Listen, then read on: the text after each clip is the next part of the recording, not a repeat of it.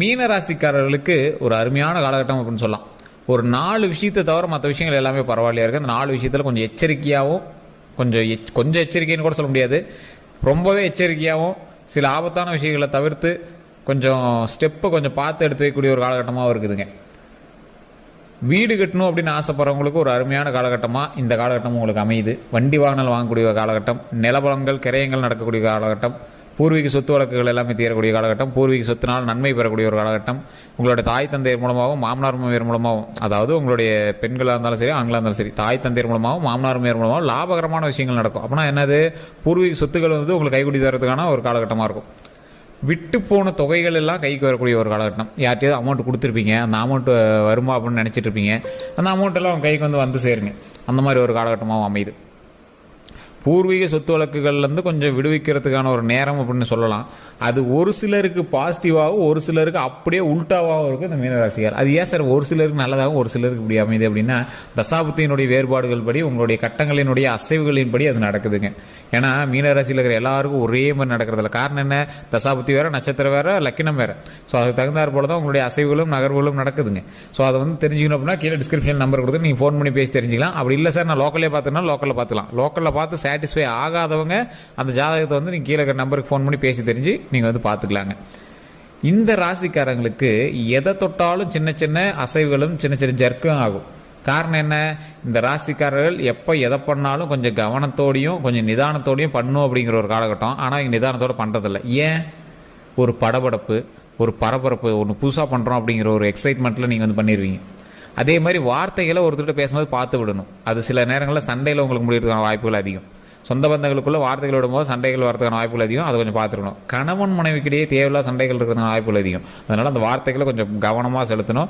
பார்த்து உச்சரிப்புகளையோ இல்லை நாவடக்கம் உங்களுக்கு ரொம்ப தேவைங்க. அதை நீங்கள் நல்லா வச்சுக்கோங்க. கணவன் மனைவிக்காக இருந்தாலும் சரி, வெளியே இருக்கிற இடத்துலையும் இருந்தாலும் சரி. கோவத்தை கொஞ்சம் கண்ட்ரோல் பண்ண வேண்டிய நேரம். உங்களை அவ்வளோ சீக்கிரம் சொல்லி புரிய வைக்க முடியாது. சட்டுன்னு கோவப்பட்டுருவீங்க. அவ்வளோ சீக்கிரம் கோவமும் பட மாட்டீங்க. கோவப்பட்டுட்டா சட்டுன்னு ரொம்ப இன்க்ரீஸ் ஆகிடும். ஸோ அந்த மாதிரி ஒரு ஆள் இந்த மீனராசிக்காரங்க. நல்ல மனசு, அதனால தான் சட்டுன்னு கோவம் வந்துடுது. அதாவது நல்ல குணம் இருக்கிறவங்களுக்கு திடீர்னு கோவம் வந்துடும். அந்த மாதிரி ஆட்கள். ஸோ கொஞ்சம் பொறுமையாக எந்த விஷயம் பண்ணாலும் கொஞ்சம் பொறுமையாக பண்ணுங்கள். அந்த பொறுமையினால் மிகப்பெரிய நன்மை நடக்கக்கூடிய ஒரு காலகட்டம். ஸோ எந்த விஷயம் பண்ணாலும் கொஞ்சம் பொறுமையாக ஹேண்டில் பண்ணுங்கள். தொழில் ரீதியான விஷயங்களில் கவனம் செலுத்துங்க. தொழில் ரீதியான விஷயங்களில் உங்களை வந்து ஓரளவுக்கு ஷேக் பண்ணக்கூடிய ஆட்கள் நிறையாவே இருப்பாங்க. உங்களுடைய எதிரிகள் கொஞ்சம் அதிகமாக இருப்பாங்க. அந்த எதிரிகள்கிட்ட கொஞ்சம் பார்த்துருக்கிறதுக்கான காலகட்டம். கொஞ்சம் பொறுமையாகவே ஹேண்டில் பண்ணுங்கள்.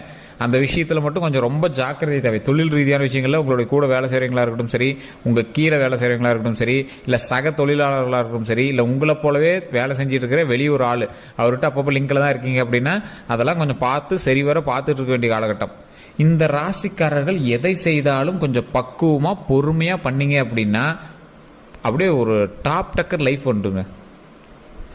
ராசிக்காரர்களையே ஒரு முக்கியமான ராசி இந்த மீன ராசி தான். கடவுளினுடைய அனுகிரகம் கொண்ட ராசி இந்த மீனராசி. தொழிலில் வந்து ஒரு ரூபாயை போட்டு 100 ரூபா எடுப்பாங்கல்ல, அந்த மாதிரி ஆட்கள் யார் அதிகம் அப்படின்னா அந்த மீனராசி தான் அதிகம். பணமே போடாமல் கூட சம்பாதிக்கிறதுனா ஐடியாஸ் நிறையா வச்சுருப்பாங்க. இவர்களுக்கு செட் ஆகுதுலேயே வேற எங்களுக்கு நீங்கள் சொல்கிற ஐடியா பயங்கரமாக செட் ஆகும். வேணா அந்த மீனராசியோட நண்பர்கள்ட்ட கேட்டு பாருங்க, அவன் சும்மா தான் இருக்கான் ஆனால் அவன் சொல்கிற ஐடியா பயங்கரமாக செட் ஆகுது அப்படிங்கிற மாதிரி இருப்பாங்க. இந்த ராசிக்காரர்களுக்கு ஒரு ஏக மனது அப்படின்னு சொல்லுவாங்க. ஏக மனது அப்படின்னா எதை பண்ணாலும் ஒரு விரிவாக பண்ணலாம். ஒருத்தர் யாருக்கா ஒருத்தர் வந்து திருமணம் செய்கிறாங்க அப்படின்னா விரிவாக பண்ணலாம், பெருசாக பண்ணலாம், அதை ஒரு வேறு மாதிரி ஹைலைட்டாக பண்ணலாம் அப்படின்னு ஒரு வித்தியாசமான நோக்கத்தில் அணுகுவாங்க. எந்த அளவுக்கு அந்தளவுக்கு யோசிக்கிறாங்களோ அந்தளவுக்கு கொஞ்சம் கஞ்சமும் அதிகம். இந்த விஷயத்தில் கொஞ்சம் பார்த்து பண்ணால் பரவாயில்லையே சார், யார்கிட்ட தான் சார் கஞ்சம் இல்லை, எங்களை மட்டும் இப்படி சொல்கிறீங்க அப்படின்னு கேட்பீங்க. மற்றவர்களை விட சிக்கனமாக செய்வதில் மீனராசிக்காரர்கள் ஒரு மிகப்பெரிய ஒரு ஹைலைட்டான பர்சன் அப்படின்னு சொல்லலாம். வித்தியாசமாக யோசிப்பாங்க. இதை இப்படி பண்ணால் 100 ரூபா கம்மியாகும், அப்படி பண்ணு, ஆனால் அது பார்க்குறதுக்கு பெருசாக தெரியும், 100 ரூபா கம்மியாகும். அந்த மாதிரி ஒரு ப்ளஸ் பாயிண்ட்டாக யோசிப்பாங்க. இவங்க யோசனை யாருக்கு வராது, இவங்களுடைய கோபமும் யாருக்கு வராது, இவங்களுடைய அறிவுத்திறனும் யாருக்கு வராது, இவங்க பேசக்கூடிய பழகக்கூடிய விதமும் குணமும் யாருக்குமே வராது. அந்த அளவுக்கு ஒரு வித்தியாசமான ஆள் இந்த மீனராசிக்காரர்கள். இவங்ககிட்ட முன்னாடி நின்னே பேச முடியாது சார், பயங்கரமாக பாயிண்ட் வச்சுருப்பாங்க. அது மட்டும் இல்லாமல் இவங்க வந்து சொல்கிறத கேட்க மாட்டாங்க, காது கொடுத்து கேட்க மாட்டாங்க. அது காதில் வாங்குவாங்க, ஆனால் பதில் பேச்சு அவங்களுக்கு அவங்க கேட்குற பதிலுக்கு, அவங்க கேட்குற கொஷினுக்கான பதில் வராது, வேறு மாதிரி பதில் வரும். ஆனால் இந்த பதில் வந்து அவங்களுக்கு சாட்டிஸ்ஃபை ஆகுதோ இல்லையா, அவங்க அமைதியாக போயிடுவாங்க. அந்த மாதிரி வந்து உங்களோட பதில்கள் இருக்கும், பேச்சுக்கள் இருக்கும். ஒரு வினோதமான ராசி. இந்த ராசிக்காரர்கள் மகிழ்ச்சியாக வாழக்கூடியவர்கள். மகிழ்ச்சி அப்படின்னா அந்த ராசிகிட்ட தான் போய் நிற்கணும். இந்த ராசிக்கு வினோதமான ஒரு பழக்கமும் இருக்குது. இந்த ராசிக்காரர்கள், இந்த மீனராசிக்காரர்கள் எப்பவுமே என்ன பண்ணுவாங்க அப்படின்னா, இவங்களுக்கு ஒரு கேரக்டரிஸ்டிக்ஸ் ஒன்று இருக்கும், ஒரு பழக்கவழக்கம். ஒன்றே தலையை சொறிகிறதோ இல்லை ஏதோ ஒரு விஷயம் வந்து உங்களுக்கு தனியாக மேனரிசம் மாதிரி இருக்கும். இவர் இந்த கலர் சட்டை மட்டும் தான் சார் போடுவார், இவர் எப்பயுமே இந்த மாதிரி முடிக்கிட்ட இப்படி பண்ணுவார் சார், இப்படி பண்ணுவார் சார் அப்படிங்கிற மாதிரி ஏதோ ஒரு மேனரிசம் உங்களை வச்சு குறிப்பாங்க. அதே மாதிரி இந்த மீனராசிக்காரர்களுக்கு தோல் சம்மந்தப்பட்ட வியாதிகள் கொஞ்சம் கொஞ்சம் இருக்கத்தான் செய்யும். அது கொஞ்சம் பொறுமையாக தான் சரியாகும். மருவோ, தேம்பலோ, அலர்ஜியோ, ஸ்கின் சம்மந்தப்பட்ட விஷயங்களும் கொஞ்சம் இருக்கத்தான் செய்யும். தற்போதைய நிலைமையில் இந்த மீனராசி உடல் ரீதியான விஷயத்தில் கொஞ்சம் கவனமாக இருக்கணும் சார். தலையிலேருந்து கால் வரைக்கும் உங்களுக்கு ஒரு மாதிரி இருக்கும். என்ன சார் உடம்பு ஃபுல்லாக சொல்கிறீங்க? ஆமாம் சார், இந்த மீனராசியை பொறுத்த வரைக்கும் என்ன பிரச்சனையே உங்களுக்கு தெரியாது, ஆனால் ஒரு மாதிரி இருக்கும்பீங்க. டாக்டர்கிட்ட போய் செக் பண்ணால் அதெல்லாம் ஒரு ப்ராப்ளம் இல்லை, நீங்கள் போங்கன்னு விடுவாங்க. கால் வலிக்குது அப்படிம்பீங்க, திடீர்னு தலை வலிக்குது, இல்லைனா கழுத்து வலிக்குதும்பீங்களா, முது வலிக்குதும்பீங்க. ஸோ இந்த மாதிரி ஏதோ ஒரு விஷயங்களை சொல்லுவீங்க, ஆனால் அது எல்லாமே சரியாயிடும், பெரிய இஷ்யூஸ்லாம் இல்லை. ஆனால் அது போய் டாக்டர்கிட்ட எதுனே தெரியல, இதெல்லாம் நார்மலாக தான் சார் இருக்குது, உங்களுக்கு ஸ்கேனே பண்ணி சார் நார்மலாக தான், இது ஒரு ப்ராப்ளம்லாம் கிளம்புங்க சார் அப்படின்னு போய் வீட்டில் போய் வேலையை பாருங்க சார், ரெகுலர் ஒர்க்கை பாருங்கன்னு விடுவாங்க. ஆனால் வலி உங்களுக்கு மட்டும் தான் தெரியும். அந்த மாதிரி விஷயங்கள்லாம் நீங்கள் வந்து கொஞ்சம் கவனமாக இருக்கணும். கால் சம்மந்தப்பட்டது, எலும்பு சம்மந்தப்பட்ட விஷயங்கள் உங்களுக்கு கொஞ்சம் ஜாக்கிரதையாக இருக்க வேண்டிய நேரம் தான். அதே போல் தூக்கமின்மையிலேருந்து கொஞ்சம் தப்பிச்சு வந்துருங்க. தூக்கமின்மை இருந்துச்சு அப்படின்னா சரி பண்ணிக்கோங்க. நல்லா தூங்கி எழுந்திருக்கணும், உடல் ஆரோக்கியமாக வச்சுக்கணும். செல்ஃபோன்ஸ்லாம் இருந்துச்சுன்னா தூக்கி தூர போட்டுட்டு நல்ல ஒரு மகிழ்ச்சியான ஒரு காலகட்டத்துக்காக நல்ல ஒரு யோகா பண்ணுங்கள். மைண்டை ஃப்ரீயாக வச்சுக்கோங்க. தேவையில்லாத டென்ஷனை மைண்டுக்குள்ளே கொண்டு வராதிங்க. மைண்டை ஃப்ரீயாக யோகாசனம் பண்ணுங்கள். தொழிலில் ஏதாவது பிரச்சனைகள் அப்படின்னாலும் அதை வீட்டுக்கும் தொழிலுக்கும் சம்மந்தப்படுத்தாதீங்க. அதை குடும்பத்தோடு வந்து லிங்க் பண்ணாதீங்க. குடும்பத்துக்கிட்ட பண விஷயங்களை பற்றி பேசாதீங்க. குடும்பத்துக்கிட்ட கொஞ்சம் வார்த்தைகளை பார்த்து விடுங்க. நட்போட்டாரங்கள்ட்ட கொஞ்சம் வார்த்தைகளை பார்த்து விடுங்க. சில வார்த்தைகளால் உங்களுக்கு பிரச்சனை வரதுக்கான வாய்ப்புகள் கொஞ்சம் அதிகமாகவே இருக்குது. ஸோ அப்போ அந்த வார்த்தைகளில் கொஞ்சம் கவனமாக இருந்துக்கோங்க. கொஞ்சம் பெரிய ஆளுங்க, அரசியல்வாதிகளோ இல்லை ஏதோ ஒரு பெரிய ஆளுங்கிட்ட தேவையில்லாத வம்போலக்கள் உங்களுக்கு வரதுக்கான வாய்ப்புகள் அதிகம். ஆள் கொஞ்சம் பெரிய ஆளாக இருப்பான். நீங்கள் போய் தேவையில்லாத ஏதோ ஒரு வேறு ஒரு ஒர்க்குக்கு போவீங்க. அதனால் தேவையில்லாத ஒரு வார்த்தையை விட்டு அதை நீங்கள் வந்து மாற்றுற நேரம். ஸோ அந்த இடத்துல கொஞ்சம் கவனம் தேவை. ஸோ இந்த ராசிக்காரர்கள் எப்பொழுதும் பொறுமையாக சில விஷயங்களை செய்தால் நன்மை நடக்கும். அந்த பொறுமை எதை நோக்கி இருக்கணும்? அந்த பொறுமை உங்களுடைய ஒவ்வொரு நடவடிக்கையும் நோக்கி கொஞ்சம் பொறுமையாகவே நீங்கள் செஞ்சீங்க அப்படின்னா உங்களுடைய வளர்ச்சிக்கு அது மிகப்பெரிய படிக்கட்டாக அமையும். பொறுமை மட்டும் இல்லை அப்படின்னா உங்களை சீக்கிரம் வந்து சரிக்கிறதுக்கான நேரம் வந்து அதிகம். உங்களை சுற்றி உங்களோட சொந்த பந்தங்களே உங்களுக்கு வந்து நிறைய பேர் கொஞ்சம் உங்களை டவுன் பண்ணுறது தான் காத்துட்ருக்காங்க. ஸோ அந்த சொந்த பந்தங்கள்கிட்டருந்து நீங்கள் தப்பிக்கிறதே பெரிய விஷயம். அதை கொஞ்சம் உங்களுடைய கந்திஷ்டி பார்வைகள்லாம் கொஞ்சம் சரி பண்ணிக்கிட்டு நீங்கள் தொழிலோ அல்லது வீடு கட்டுறதோ எல்லாம் பண்ணிங்க அப்படின்னா ஆட்டோமேட்டிக்காக அமையும். இப்போ உங்களோட பாயிண்ட்டுக்கு வரேன். தொழில் செய்யணும் அப்படின்னு ஆசைப்படுறவங்க புது தொழில்கள் அமைக்கிறீங்க அப்படின்னா அதீத முதலீடுகள் போடக்கூடாது.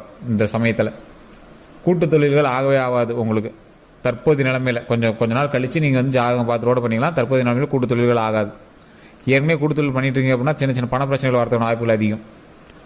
அதே மாதிரி நிலபலன்கள் வாங்குறதுக்கான காலகட்டம், வீடு கட்டுவதற்கான ஒரு நேரம் அமையுது. அது உங்களுடைய தனிப்பட்ட ஜாதகத்தோட்டையும் செக் பண்ணிட்டு தான் வீடு கட்டக்கூடிய யோகம் இப்போ இருந்தால் உங்களுக்கு வந்து நீங்கள் ஸ்டெப் எடுக்கலாம். கடன் வாங்கி கட்டினீங்க அப்படின்னாலும் ஆட்டோமேட்டிக்காக அமையும். ஆனால் அது உங்களோட தனிப்பட்ட ஜாதகத்தை வச்சு ஒரு டைம் செக் பண்ணிக்கோங்க. யோகம் இப்போ உங்களுக்கு இருக்குதா அப்படின்னு செக் பண்ணிக்கோங்க. வண்டி வாகனம் வாங்குறதுக்கான காலகட்டம் நல்லா அமையுது, ஒன்றும் பிரச்சனை இல்லை. திருமணத்திற்கான வாய்ப்புகள் உங்களுக்கு வாய்ப்புகள் அதிகமாகவே இருக்குது. குழந்தை பேருக்கான வாய்ப்புகளும் அதிகமாகவே இருக்குது. அதனால் அதுவும் கவலை இல்லை. திருமணத்திற்கு ஸ்டெப் எடுத்தீங்க அப்படின்னா வாய்ப்புகள் அதிகம். கொஞ்சம் பொறுமையாக எந்த விஷயம் பண்ணாலும் பண்ணுங்கள். மற்றபடி எந்த ஒரு இஷ்யூஸும் கிடையாது.